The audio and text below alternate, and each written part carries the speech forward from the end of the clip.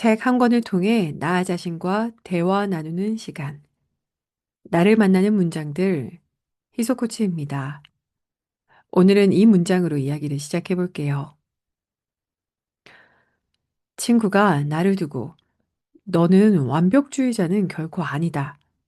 차라리 완성주의자에 가깝다 라는 말을 해준 적이 있는데 맞는 말이다. 나는 완벽해질 때까지 붙들고 있기보다 적절한 시점에 마무리를 짓고 다음의 장소로 잘 흘러가고 싶다. 네, 책 349쪽에 언급된 문장이었는데요. 이 문장 읽으면서 몇 년 전에 제가 이렇게 자주 플래너에 적었던 문장, Done is better than perfect 이 생각났어요. 그러니까 그냥 해내는 것이 완벽해지는 것보다 더 나아. 그러니까 퍼펙트 하려고 시도도 못하거나 그냥 붙들고 있지 말고 그냥 done, 그냥 완료하는 것에 의미를 두자라고 했던 시절이 생각나는 문장이었습니다. 여러분들 최근에 좀 붙들고 있는 게 뭔가요? 혹시 그냥 적절한 시점에 그것을 완결하고 그냥 종결하고 흘려보낸다면 어떨까요? 때때로 무언가 완벽하게 해내고 싶은 마음에 그것을 붙들고 놓지 못함으로써 그 다음 것도 흘러 들어오지 못하게 막아버리게 되는 것 같기도 해요. 완벽주의자가 아닌 완성주의자가 될 수 있는 우리에게 바랍니다. 네, 이어서요. 지난주에 이런 질문을 드렸어요. 꾸준히 반복하여 내공을 쌓고 싶은 아름다운 일은 무엇인가요? 라는 질문이었는데요. 그때 이렇게 드렸던 문장은 이런 거였죠. 그 일은 아름다운가? 그 일은 아름다운가? 그것은 아름다운 일인가? 이것과 관련해서 이미 하고 있는 일들이 아름다운가도 생각할 수 있겠지만 지금은 하고 있지 않더라도 앞으로 꾸준히 반복해서 내공을 쌓고 싶은 또 아름다운 일이 있을지도 모르잖아요. 그 당시 이 질문을 들으시면서 어떤 답변을 하셨었나요? 꾸준히 반복해서 내공을 쌓는 것에 대한 이야기, 뭔가 처음부터 대단한 것이 아니라 그냥 천천히 반복하다 보면 언젠가는 그 방향 위에 있겠지라는 태도에 대해서 기억해 보는 오후입니다. 네, 사실 오늘 저는 이 2월의 책, 태도에 관하여를 이제 완독했어요. 워낙 좀 새벽에 몰입해서 읽다 보니까 쑥쑥 읽어져 갔는데요. 제가 보통 이렇게 녹음할 때 두 개에서 세 꼭지의 글들을 소개해 드리는데, 제일 좋았던 부분이, 책을 통해서 보여드리면, 책에서 제일 끝에 나오는 글이에요. 6부에 보태고 싶은 글에 언급된 글 중에 하나가 바로 슬픔의 공동체라는 글이었고, 거기에서 이제 작가가 아버지와 있었던 에피소드를 풀어 나가는데, 좀 진짜 숨을 참고 읽을 정도로 순간 몰입을 했던 글입니다. 근데 그 글을 제가 이렇게 음성으로 어떻게 전달드려야 제가 받은 느낌을 여러분들에게 공유 드릴 수 있을까 잘 감이 오지 않아서 이 책을 읽고 계신 여러분들에게 스스로 슬픔의 공동체 부분을 읽으시면서 어떤 영감들이 올라오시는지 한번 음미해 보시기 바랍니다. 읽으면서 문득 삶이 유한하고 죽음은 언제든 가까이 있지. 나는 이런 우리의 너무나 진리 같은 문장을 붙들고 있는 것조차 사치인 것처럼 막상 그게 다가왔을 때 처절하게 무너지는 우리의 심정들에 대해서 겪어보지 않은 자들이 감히 그것에 대해서 우리가 가볍게 말할 수 있을까 싶을 정도로 진실하게 적혀 있더라고요.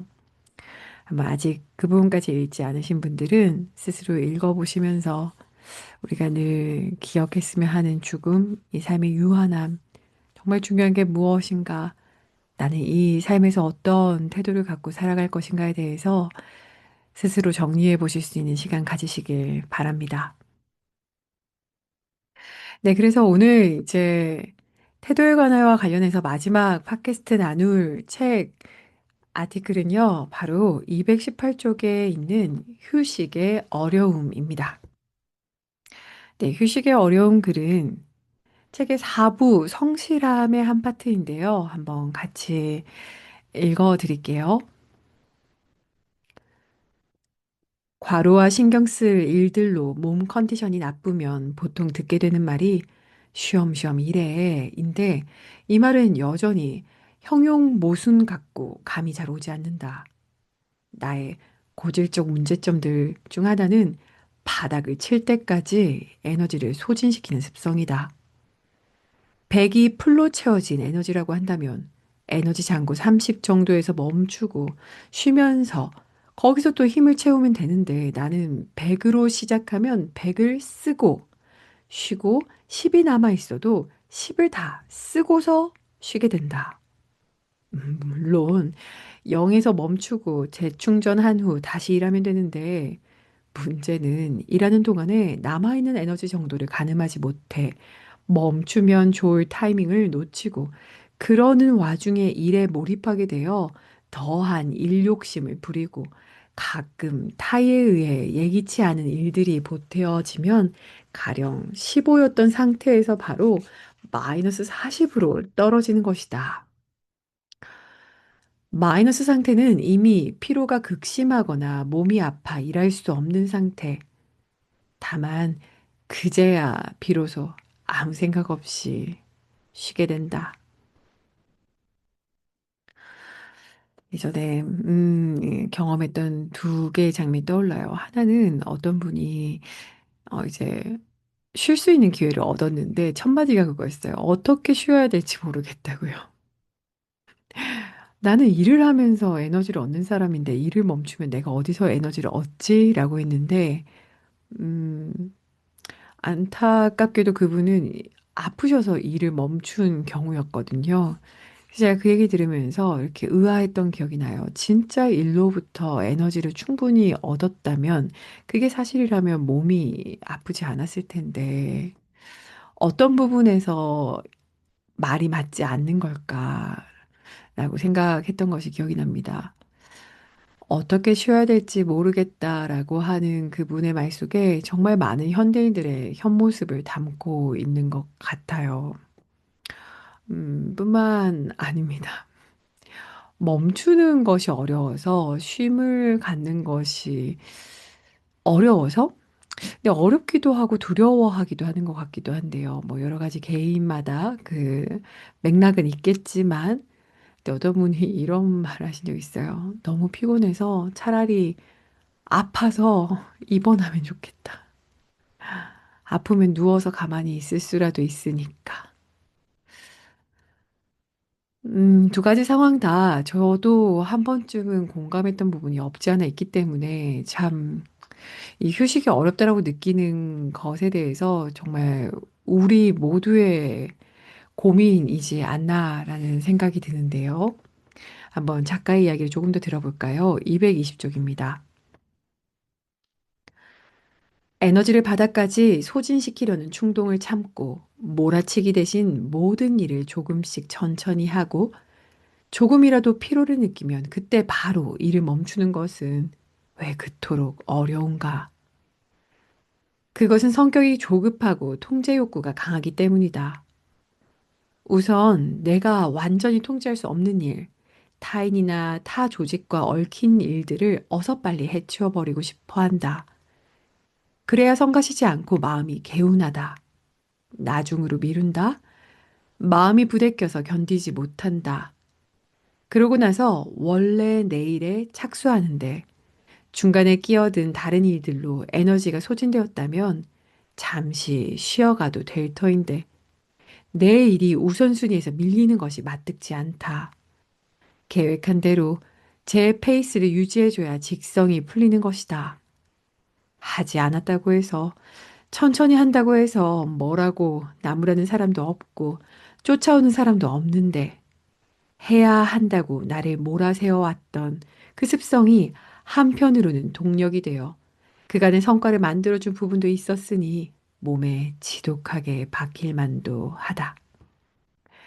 그러나 정신이 육체를 지배하던 습성을 계속 유지하긴 현실적으로 어렵다. 팽팽한 기타 줄처럼 날이 서 있는 나날들. 어때요? 여러분들 자고 일어나서 잠들 때까지 여러분들의 신경과 에너지는 어떤 상태인가요? 소위 들숨, 날숨, 긴장, 이완? 이게 적절히 순환되고 있나요? 아니면 계속 팽팽하게 있나요? 팽팽한 기타 줄처럼 날 서 있는 우리에게 티벳 속담 하나를 소개해 주는데요. 이거예요. 걱정을 해서 걱정이 없어질 것 같으면 걱정할 일도 없겠네. 어, 걱정은 항상 우리를 지금 이 순간에 있지 못하게 하는 것 같아요. 과거로 나를 데리고 가고 미래로 자꾸 나를 데리고 가서 지금 이 순간 잠시 이완해도 될 법한데 계속 우리는 스스로를 각성시키는 것 같아요. 외부의 어떤 걸 통해서 각성을 해야 되는 상태라면 사실 반대말로 보면은 온전한 그 에너지 자체는 지금 많이 낮아져 있다라는 반증인데요. 우리나라는 특히 좀 각성제를 많이 먹어서 좀 에너지를 끌어올리는 것 같아요. 과도하게 커피를 마신다든지, 뭐 에너지 드링크를 마신다든지 등등이요. 뿐만 아니죠. 그렇게 해서 긴장돼서 하루 보내고 났는데 쇼츠 등을 보면서 우리는 도파민, 뇌를 쉬지 못하게 하죠. 이 모든 분주함, 바쁨에 대해서 잠시 한번 여러분들 지금의 삶을 돌아보셨으면 좋겠어요. 여러분들 삶에는 얼마나 이완이 함께 하고 계신가요?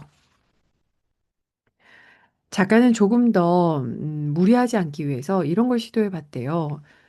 모든 일을 조금 천천히 해보는 거, 아니 조금이라도 피곤하면 좀 바로 멈춰보는 거, 좀 에너지가 바닥까지 소진하려고 할 때마다 좀 멈춰서 한 20%는 남겨두려는 거, 좀 모든 상황을 통제하려고 하는 거를 좀 내려놓는 거, 좀 피곤한 날인데 개운하려고 운동하지 않는 거, 뭐든 몸이 힘들면 집밥 먹는 거 여러 가지 시도했대요.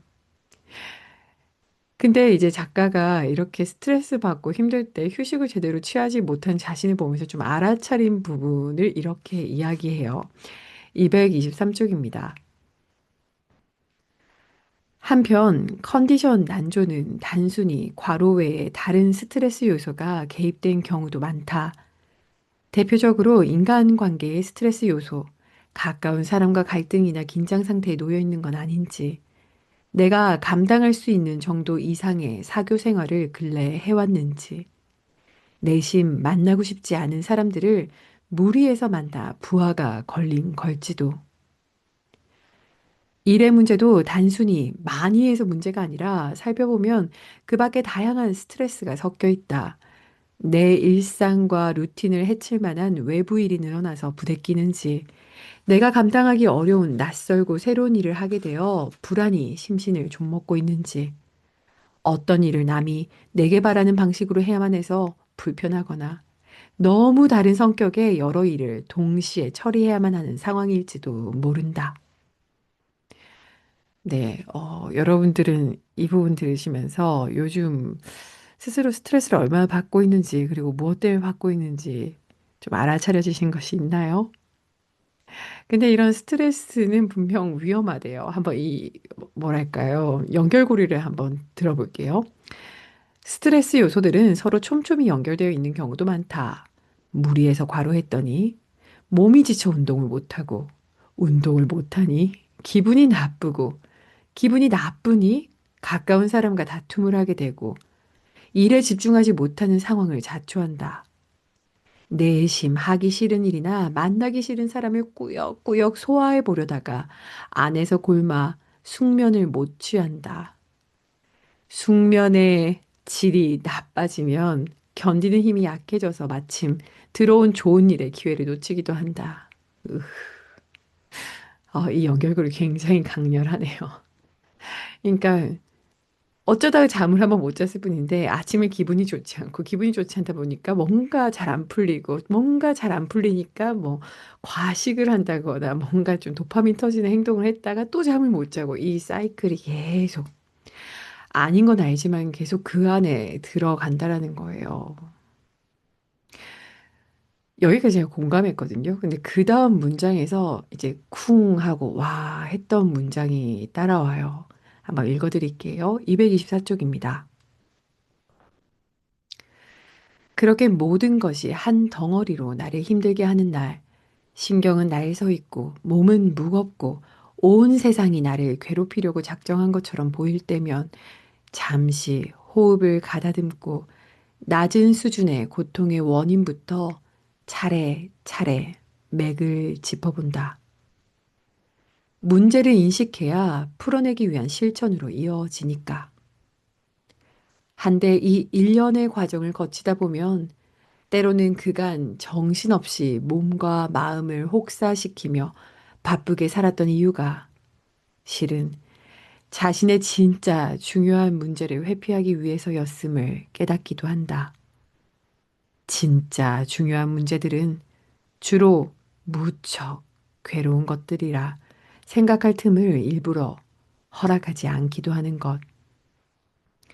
심신의 적신호가 가장 중요한 것부터 직면하라는 의미심장한 메시지를 건네준 셈이다. 음, 몸과 마음이 힘들 때, 좀 빨간 신호등이 켜져 있을 때 무리했다라는 건데, 진짜 무리도 있긴 한데, 때때로 정말 중요하고 직면해야 되는 것을 외면 회피하고 다른 걸로 바쁘게 살아갈 때가 있다라는 거예요. 몇 년 전에 제가 생각나네요.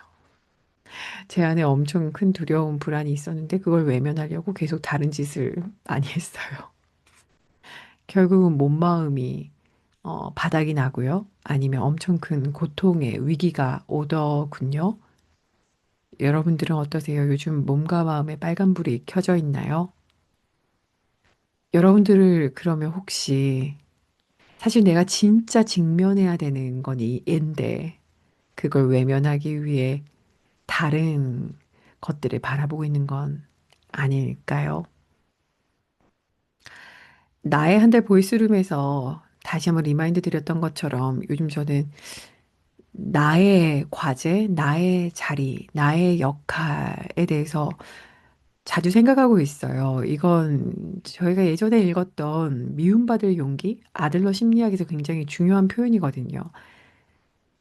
그런 맥락에서 지금 여러분들의 삶에서 여러분들이 직면해야 할 여러분의 과제는 무엇인가요? 진짜 마주해야 되는 것은 이것인데, 혹시 다른 것에 바쁘게 지내고 계시진 않나요? 가장 중요한 것부터 직면하라는 메시지를 몸과 마음의 불안, 바쁨이 비춰준다면요. 오늘의 질문입니다. 지금 여러분이 직면해야 되는 가장 중요한 것은 무엇인가요? 여러분들이 직면해야 되는 가장 중요한 것이요. 고요하게 가만히 비춰보면 스스로는 알 거예요. 지금 내 삶에서 내가 무엇을 마주해야 될 때인지요. 네, 이 질문에 대한 여러분들의 응답을 댓글로 남겨주시면 또 이번 주 뉴스레터에서 함께 나눠볼게요. 2026년 2월의 책 임경선 작가의 태도에 관하여를 이렇게 마무리 짓습니다. 3월에는 여러분들이 투표해 주신 것처럼 서바이벌 리포트라는 책을 통해 우리 자신을 만나볼 건데요. 오랜만에 칼융 심리학을 통해서 나 자신을 한번 비춰보는 꽃피는 봄을 맞이하겠습니다. 네, 오늘도 오늘의 문장들이 여러분에게 작은 멈춤이 되길 바랍니다. 더 깊은 이야기는 뉴스레터 토요일 아침엔 나를 만나요에서 이어갈게요. 오늘도 자신과 대화 나누는 순간들이 있길 바랍니다. 감사합니다.